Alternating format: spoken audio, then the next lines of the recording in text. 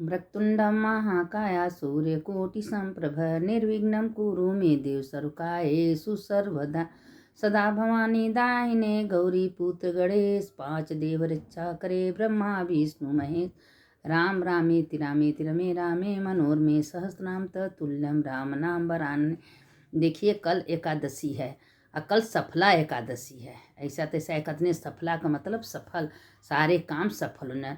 7 जन्म के पाप तो नष्ट होता ही है, हमारे पितर भी तृप्त रहते हैं। तो इसलिए एकादशी का व्रत, हर एकादशी का व्रत सबको करना चाहिए। और कल जौन है पारण जौन है 7 बजे से लेकर 9 बजे तक है, तो उसमें गाय के गोबर का पारण करना है। तो लोग थोड़ा बहुत गाय का गोबर, नए गाय का गोहरी मुँह लगा लेते हैं, और नहीं गाय का गोबर है तो गंगा जल तुलसी से पारण कर लिए 7 से 9 बजे तक। और जो भी कल का एकादशी बहुत बढ़िया, क्योंकि 10 बजे रात को लग रहा है और 1 बजे रात ले 12:30 बजे रात ले ख़त्म हो जाए, तो इसीलिए बढ़िया सुंदर एकादशी कल है। तो कल आप लोग एकादशी करिए, कल कथा सुनिए, हो सके तो दिन भर में विष्णु सहस्त्र नाम का पाठ करिए, नहीं तो राम रामेति रामेति रमे रामे मनोरमे सहस्त्र नाम तत्तुल्यम राम नाम वरानने, ये मंत्र बोलिए। इसीलिए देखिए कथा हम डाल रहे हैं, आप लोग इसको कथा सुनिए, दूसरों को भेजिए। जितना दूसरे को भेजेंगे सुनेंगे उतना पुण्य के भागी आप बनेंगे। तो इसीलिए कल है सफला एकादशी। अब पहले नाम सुन लीजिए, नाम, क्योंकि एकादशी पूरा हम लोग तो पाठ नहीं कर सकते, तो नाम सुनना जरूरी है। पहला है उत्पन्ना एकादशी, दूसरा है मोक्षदा एकादशी, तीसरा है सफला एकादशी, चौथा है पुत्रदा एकादशी, 5वां है सठतीला एकादशी, 6वां है जया एकादशी, 7वां है विजया एकादशी, 8वां है आमकी एकादशी, 9वां है पाप मोचनी एकादशी, 10वां है कामदा एकादशी, 11वां है बारुथनी एकादशी, 12वां है मोहिनी एकादशी, 13वां है अपरा एकादशी, 14वां है निर्जला एकादशी, 15वां है योगिनी एकादशी, 16वां है पद्मा एकादशी, 17वां है कामिका एकादशी, 18वां है पुत्रदा एकादशी, 19वां है अजा एकादशी, 20वां है परिवर्तनी एकादशी, 21वां है इंदिरा एकादशी, 22वां है पापा कुशा एकादशी, 23वां है रमा एकादशी, 24वां है प्रबोधनी एकादशी। अब दूठ जो पुरुषोत्तम मान का बढ़ता है वो पद्मिनी एकादशी होता है, हरिवल्लभा एकादशी। तो दूठे जब 3 साल बाद आता है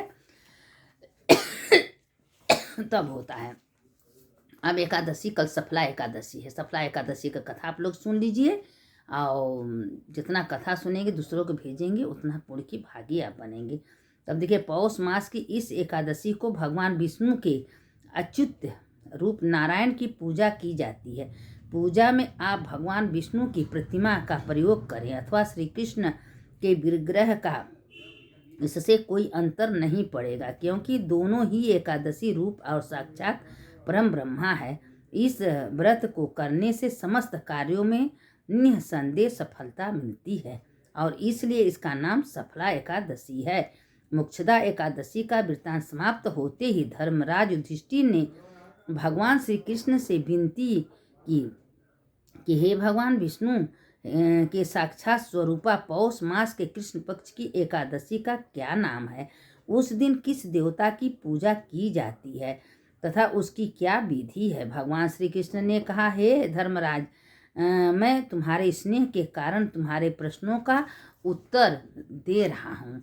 अभी सब देखिए धर्मराज से भगवान उत्तर दे रहे हैं।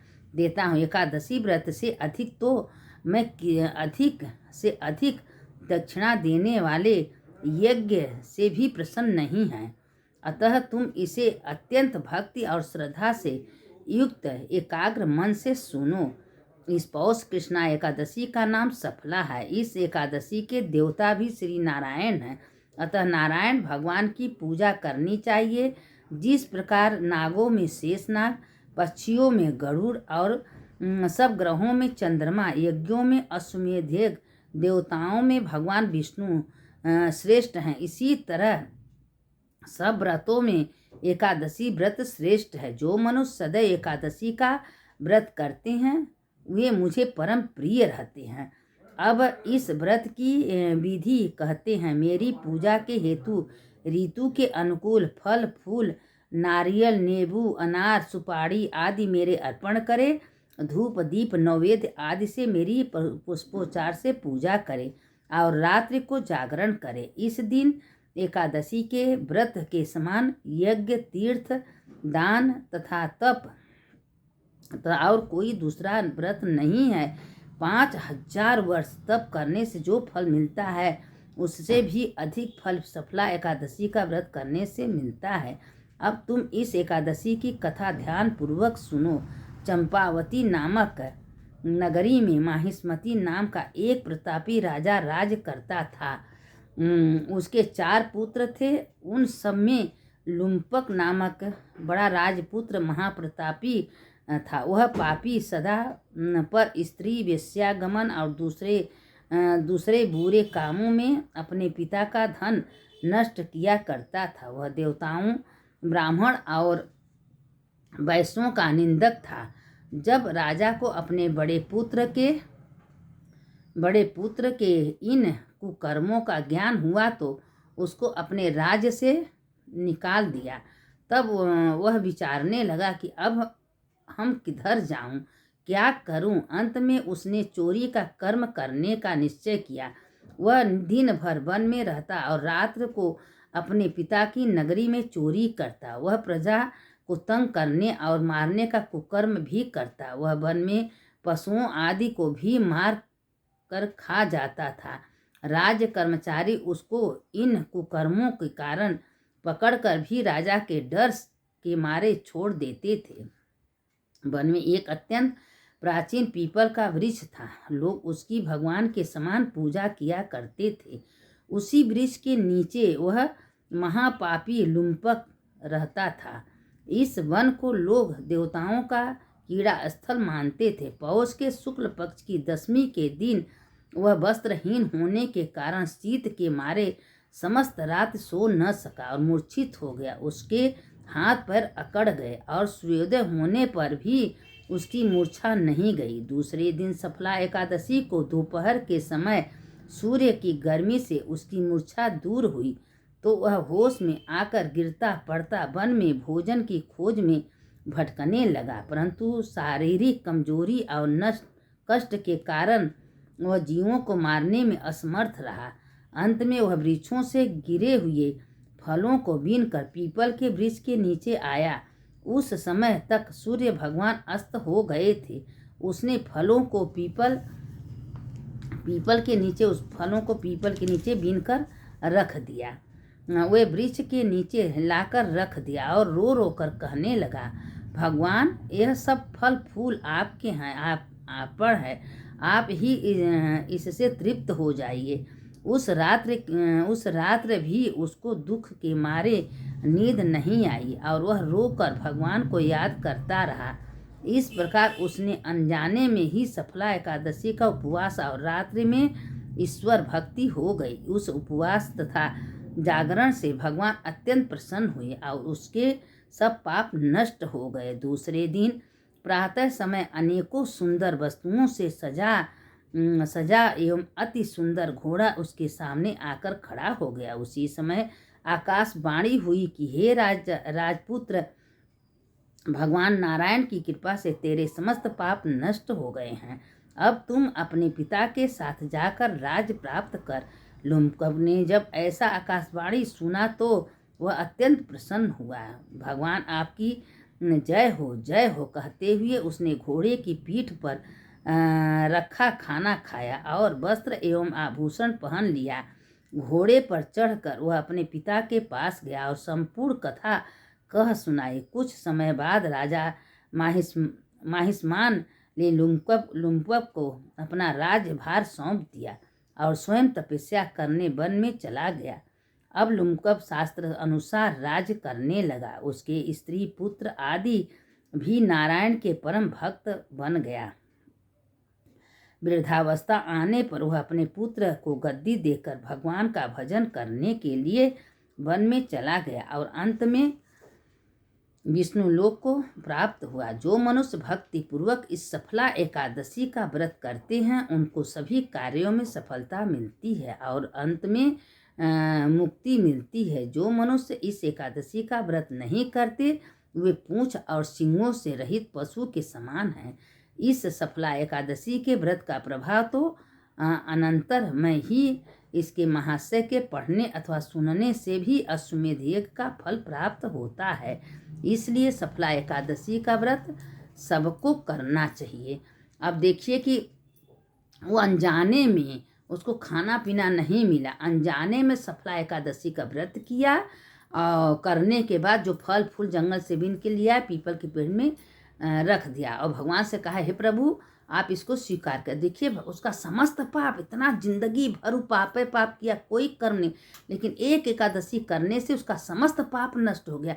तो विधि पूर्वक अगर हम एकादशी का व्रत कर रहे हैं, दशमी को एक टाइम भोजन करते हैं और द्वादशी को भी एकादशी का अच्छे से व्रत कर, तो मेरा पाप तो नष्ट होना, मेरा जन्म पृथ्वी पर होना नहीं है। क्योंकि एकादशी व्रत अति उत्तम है। ये एकादशी व्रत ऐसा होता है कि हम लोग के साथ जाता है, और तो सब व्रत इसी जगह रह जाता है। तो ये जाता क्या है, जैसे मरने के बाद भगवान स्वयं सोने के विमान आते हैं लेके कि अरे ये तो जीवन भर एकादशी का व्रत किया, ये तो मेरे लोग, इसलिए एकादशी का व्रत बहुत महिमा है। और वो दिन सवेरे से संध्या तक चुगलाई नहीं, किसी का बुराई नहीं, किसी दुष्ट से बात नहीं, और हमेशा राम रामेति रामेति रमे रामे मनोरमे सहस्रनाम तत्तुल्यम राम नाम वरानने। अब देखिए गाय का दूध, गाय का गोबर कितनी पवित्र है। अभी सब पारण में आता है, तो नहीं ज़्यादा थोड़ा बहुत अगर मिल जाता मुँह पर लगा लेना चाहिए। जैसे अगले दिन गाय का मूत्र, गाय का गोबर, अगले बार देखिए गाय का दूध होगा। इसी तरह पारण का नियम होता है अलग अलग, लेकिन जो कृष्ण पक्ष में रहता है वही शुक्ल पक्ष में रहता है। अब देखिए कि अब इसी पर हम छोटा सा एक कहानी भी डाल दे रहे हैं कि सफला एकादशी का क्या महिमा है। अब देखिए कि एक गांव में दो बहन थी। एक बहन बहुत धर्मात्मा थी। देखिए अपने करने का फल सबको मिलता है। अब दोनों बहन में जो बहन छोटी थी शुरू से एकादशी का व्रत करना, पूजा करना, पाठ करना, सबका इज्जत सम्मान करना। और जो बड़ी बहन थी वो सबसे घृणा करना, झगड़ा लड़ाई करना। अब उससे सब प्यार करते थे। तो एक दिन राजा देखने आए दोनों को, तो बड़ी को नहीं पसंद किए, छोटी को पसंद कर लिए और उस छोटी से कह दी हम शादी कर। अब वो मारने के लिए इतना उपाय की, उसको कुआं में ढकेल दी, पोखरा में डुबो दी, उसको हर तरह से मारने की कोशिश की। लेकिन एकादशी का व्रत सब दिन की थी, तो एकादशी माता तो बचाएंगे ना। देखिए जिस देवता को आप पकड़ के चल रही हैं, जिस देवता को पूजा कर रही हैं, वो देवता हमेशा 24 घंटा आपके साथ रहे। जैसे शिव जी को आप पूजा कर रही हैं, पाठ नहीं, देखिए शिव जो है, जो विष्णु वही विष्णु वही शिव, शिव विष्णु में कोई अंतर नहीं है। अगर आप शिव का पूजन कर रही हैं तो विष्णु खुश होते हैं, विष्णु करेंगे शिव के, कि दोनों जनी सबके महादेव ही प्रकट किए हैं। तो अब वो अपना कर रहे थे, उसको सब प्यार सम्मान दे, राजा भी बहुत सम्मान प्यार देते थे। अब उसको चिढ़ गुस्सा लगता था, सोचे मैं क्या करूं, लेकिन कभी तो एकादशी का व्रत की नहीं थी। अब बहन को मारने के लिए बहुत कोशिश की, लेकिन एकादशी माता हर तरह से बचा लेती थी।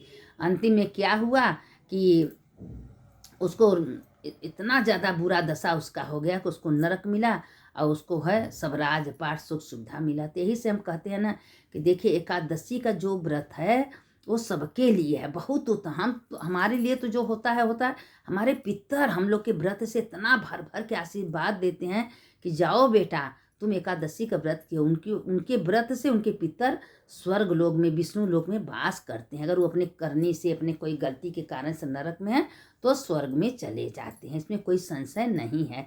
इसीलिए व्रत पूजा व्यर्थ जाने वाला नहीं है। हाँ, भगवान को सौंप के करे कि हे प्रभु आप ही करने वाले हो, आप ही कराने वाले, हमारे पास कोई समर्थ नहीं है, तो उनके सौंप के करिए, सब सफल होगा। इसलिए सफला नाम है। अब देखिए कि मंत्र हमेशा ही बोलिए, राम रामेति रामेति रमे रामे मनोरमे सहस्रनाम तत्तुल्यम राम नाम वरानने। अच्युतम केशवम राम नारायणम कृष्ण दामोदरम वासुदेवम हरि श्रीधरम माधवम गोपिका वल्लभम जानकी नायकम रामचंद्रम भजेयम। सदा भवानी दाहिने गौरी पुत्र गणेश, 5 देव रक्षा करे ब्रह्मा विष्णु महेश। ओम कृष्णाय वासुदेवाय हरे परमात्मने प्रणत केशनाशाय गोविंदाय नम।